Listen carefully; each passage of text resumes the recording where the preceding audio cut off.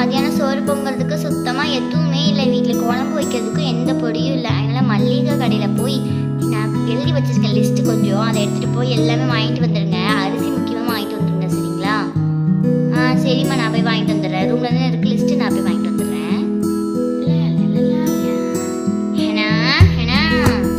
வாங்க கோமதிக்கா, அம்மா வீட்டுக்கு போயிட்டு வந்துட்டீங்களா? அதெல்லாம் போயிட்டு வந்துட்டேம்மா.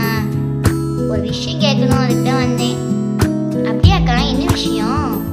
அது ஒன்றும் இல்லைம்மா, இந்த வீடு கட்டியிருக்கீங்கல்ல, எவ்வளோ ஆயிருக்கு இந்த வீடை கட்டுறதுக்கு? உங்களுக்கு கட்டி முடிக்க எல்லா செலவும் சேர்த்து அது சரியாக தெரியல. கிட்டத்தட்ட ஒரு 50 லட்சம் ஆயிருக்கும்னு நினைக்கிறேன்.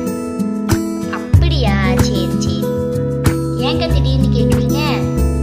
அது ஒன்றும் இல்லைம்மா, நாங்கள் இப்போ இருக்கிற வீடு ரொம்ப இடிச்சு உள்ள நிலமையில இருக்குது. என் மாமியார் இருக்கும்போது கட்டின வீடு, அதனால் ரொம்ப இடிதமாக இருக்குது. பச்சை பிள்ளைகளை வேலை வச்சுக்கிட்டு இருக்கோம். நம்ம உயிர் குத்திரவாதம் இல்லாமல் தான் வாழ்ந்துக்கிட்டு இருக்கு.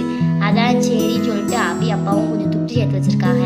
ஒரு வீடை கட்டிடுவோம், நம்ம 3 பேர் இருக்கிற மாதிரி சொன்னாங்க. அதான் உங்கள்கிட்ட விசாரிப்போமேன்னு வந்தேன். அப்படியாக்கா? எனக்கு சரியாக தெரியல. நீங்கள் ஜாதகிட்டே உங்கள் ஹஸ்பண்டை கேட்க சொல்லிடுங்க, அவங்க தெளிவாக சொல்லுவாங்க. சரிம்மா சரிம்மா, அப்போ நான் வரேன். என்ன வீடு கெடுத்த மாதிரி இருந்துச்சுன்னா நான் வரதான் அதான் சொல்லுவேன். சரிங்க கோமதியக்கா, வரேன். ஹேனா, அவையை கூப்பிட்டு வீட்டுக்கு போயிடுவோம். எல்லாமே வாங்கிட்டு வந்துட்டேன். ஹேனா, அரிசி வாங்கிட்டு வந்துருக்கேன், உப்பும் வாங்கிட்டு வந்துட்டேன், புளியும் வாங்கிட்டு வந்துட்டேன், கடுகும் வாங்கிட்டு வந்துட்டேன், அப்புறம் தீப்பெட்டியும் வாங்கிட்டு வந்துட்டேன். ஆனால் தீப்பெட்டி மட்டும் நீ ஏன் வாங்கிட்டு வர சொன்னேன்னா எனக்கு ஒன்றும் புரியலை. ஸ்டவ் அடுப்புல இருக்கு, அப்புறம் இதுக்கு தீப்பெட்டி கேட்டேன். உங்ககிட்ட சொல்லவே மறந்துட்டேன். இன்னைக்கு நான் மண்பானையில் சமைக்கலான் இருக்கேன்.